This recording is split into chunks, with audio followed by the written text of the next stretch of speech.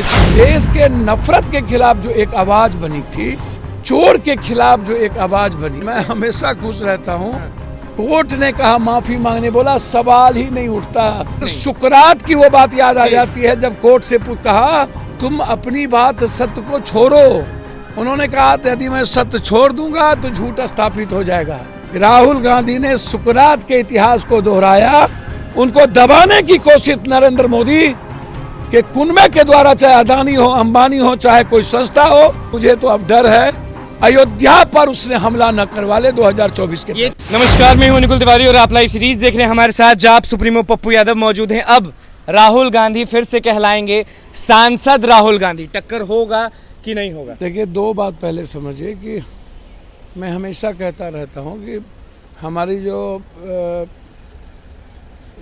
स्वतंत्र एजेंसी है भारत की, वो चाहे सर्वोच्च न्यायालय हो, चुनाव आयोग हो, सीबीआई हो, आरबीआई हो, कई सारी संस्थाएं, आज भी भारत के 140 लाख करोड़ लोगों को गर्व है। 1 करोड़ 40 लाख लोगों को, 140 करोड़ लोगों को गर्व है और उम्मीद भी है, विश्वास भी है। कुछ संस्थाएं हमारी जो भारत की है वो कंप्लीट, मैं उसको ऐसा समझता हूँ कि वो 9 सालों में एक व्यक्ति के आने के बाद बहुत सारी चीज़ें प्रभावित हुई है। सर्वोच्च न्यायालय आज भी, हम जिसको यह कह सकते हैं कि उनका समय समय पर निर्णय, वह किसी भी चीज़ों से प्रभावित ना होते हुए संविधान, कानून और भारत की संस्कृति और तहजीब को सामने रख के जब निर्णय लेती है तो भारत को बेमिसाल तो बनाया ही है, अनमोल बनाया ही है। दुनिया में आज भी भारत नंबर 1 है। यह हमारे सर्वोच्च न्यायालय के ऐतिहासिक फैसले से कभी कभी यह महसूस होता है। और आज एक बात यह कहना या एक टिप्पणी कि आखिर रेयर एंड रेयरेस्ट ही क्यों,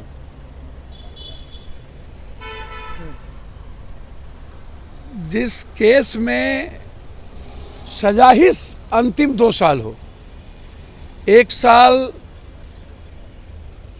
11 महीने भी हो सकते थे, 1 साल 11 महीने 29 दिन भी हो सकते थे, तब भी उनकी मतलब है कि यह 2 साल ही अंतिम ही फैसला। इसका मतलब है कि कहीं ना कहीं एक बड़े आवाज को, एक बड़े पार्टी को, एक बड़े क्षेत्र को आप प्रभावित कर रहे थे। तो इससे देश के आम आदमी के हित का ये निर्णय है। मुझे लगता है कि नरेंद्र मोदी जी, अमित शाह जी और कुछ गोदी मीडिया और कुछ पूंजीपति के लोगों ने जिस तरीके से इस देश के नफरत के खिलाफ जो एक आवाज बनी थी और इस देश के चोर के खिलाफ जो एक आवाज बनी, एक आजाद हिंदुस्तान के बाद गांधी से लेके कई सारे स्टॉलवर्ड पर्सनैलिटी ने, तो वापस आए तो संसद भवन में गरजेंगे मोदी के खिलाफ। सर, मैंने पहले क्या कहा, कई सारी पर्सनैलिटी इस कॉर्नर से उस कॉर्नर भारत के निर्माण के लिए, भारत के आध्यात्मिकता के लिए, भारत के सर्वश्रेष्ठ विचारों के लिए नया पद यात्रा किया। लेकिन एक व्यक्ति, एक यंग लड़का जिसने 5600 किलोमीटर उस वक्त इस देश के लोगों के सामने मोहब्बत की चिंगारी जलाने चल दी, जहां कुछ जवान, कुछ सैनिक। पप्पू यादव बहुत खुश लग रहे हैं, हमेशा उनकी आइडियोलॉजी के बारे में बात करते हैं। मैं हमेशा खुश रहता हूं। राहुल गांधी जी की कुछ चीज़ें, मैंने पहले, आप इसको समझिए कि जब मैं देखता हूं ट्रेन की घटना, जब मैं देखता हूं गुड़गांव की घटना, जब मैं देखता हूं मणिपुर की घटना, 165 मर्डर, उसके बाद 15 साल की वो मासूम बच्ची, समाज भी विकृत हो जाए और वहाँ एक व्यक्ति बिना किसी डर के जिसने यह कहा हो कि मैं माफ़ी, सवाल ही नहीं उठता। कोर्ट ने कहा माफ़ी मांगने, बोला सवाल ही नहीं उठता। लास्ट तक उन्होंने माफी मांगी ही सर, नहीं। सुकरात की वो बात याद आ जाती है जब कोर्ट से कहा कि तुम अपनी बात सत्य को छोड़ो। उन्होंने कहा यदि मैं सत्य छोड़ दूंगा तो झूठ स्थापित हो जाएगा। राहुल गांधी ने सुकरात के इतिहास को दोहराया। जब हिंदुस्तान के 140 करोड़ की मुल्क में कभी आरएसएस ने नाथूराम गोडसे को पैदा करके गांधी की हत्या करवाई थी, आज पुनः नाथूराम गोडसे के उस काल के बाद याद आ गया मणिपुर की घटना से लेकर के महाराष्ट्र की ट्रेन की घटना की 9 साल के अंदर हम किस किस संस्था को जहर कर चुके हैं। उस जहर में अमृत जैसी वाणी और संघर्ष का एक व्यक्ति जो राहुल गांधी के रूप में जाना गया हो, उनको दबाने की कोशिश नरेंद्र मोदी के कुनबे के द्वारा, चाहे अदानी हो, अंबानी हो, चाहे कोई संस्था हो, चाहे लोअर कोर्ट और हाई कोर्ट को प्रभावित करके, डरा करके जिस तरीके से निर्णय लिए गए, रेयर एंड रेयरेस्ट निर्णय नहीं हो सकते। अमित शाह और मोदी क्या करेंगे, क्योंकि सांसद वो तो क्या करेंगे उससे नहीं मतलब। मैं इतना ही जानता हूं, राहुल गांधी ने जिस तरीके से सुचित्रता दिखाई, सत्य के रास्ते पर 2 दिन के अंदर अपना बोरिया बिस्तर बांध करके अपनी मां के घर चले गए और एक दिन भी उन्होंने कुछ भी गंवाए हुए अपने बयानबार अपने क्षेत्र जाकर के उन्होंने समर्पित कर दिया। मुझको लगता है कि आज रात तक नरेंद्र मोदी जी और अमित शाह को जरा भी लोक लाज होगा, लोक शर्म होगा और संविधान का डर, यदि लोकतंत्र को जिंदा रखने का डर अब भी कुछ बाकी होगी। और गोदी मीडिया को, जिसके आंख में पानी ही नहीं है,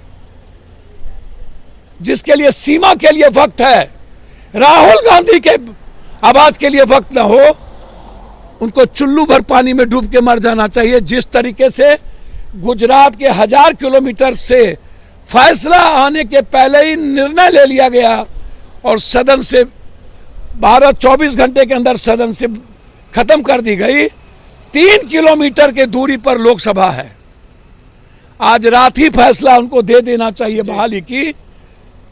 अब देखना यह है कि 8 अगस्त के उस स्पीच के डर से राहुल गांधी को 9-11 के बाद ये बहाल करते हैं कि 11 के पहले बहाल करते हैं। 8 अगस्त जो अविश्वास प्रस्ताव लाया गया है, जहां राहुल गांधी इस देश के नफरत से लेकर इस देश के जो हालात हैं, मणिपुर, महाराष्ट्र, गुरुग्राम, जिस हालात पर राहुल गांधी बोलेंगे उस आवाज से कितना डरता है यह एनडीए के कुनबा और एनडीए को जिंदा रखने वाला झूठ का पुलिंदा है। नफरत का आर 2024 नरेंद्र मोदी को कोई जिताएगा ना, तो वो हिंदू मुसलमान की नफरत जिस तरीके से वो गुरुग्राम में फैलाया, और मुझे तो अब डर है कहीं अयोध्या पर उसने हमला न करवा ले 2024 के। ये चीज तो, आखिरी सवाल है, ये चीज तो जीत गए राहुल गांधी, 24 जीतेंगे कि क्या माहौल बनेगा? देखिए, मैं ज्योतिष हूं नहीं, जनता जिताती है। होगा कि नहीं होगा? जनता जिताती है। मैं इतना जानता हूं, राहुल गांधी कई अरब गुना ज्यादा अपने कर्तव्यों के पथ पर आगे बढ़ चुके हैं, सत्य के प्रतीक हो चुके हैं, सत्य कर्म के रूप में जाने जाते हैं और महाभारत के युद्ध में जीत हार की परवाह नहीं करनी चाहिए। चलिए देखिए, राहुल गांधी सांसद बन गए, सांसद राहुल गांधी कहलाएंगे। जाप सुप्रीम पप्पू यादव हमारे साथ मौजूद थे, क्या कुछ कह रहे थे नरेंद्र मोदी को, क्या कुछ कह रहे थे अमित शाह को, वो आपने सुन लिया। और देखिए, चुनाव के बारे में बोल दिए 2024 में क्या कुछ होगा। तो बस लाइव सीरीज के साथ बने, मैं चैनल को सब्सक्राइब करें। इस पेज के लिए धन्यवाद।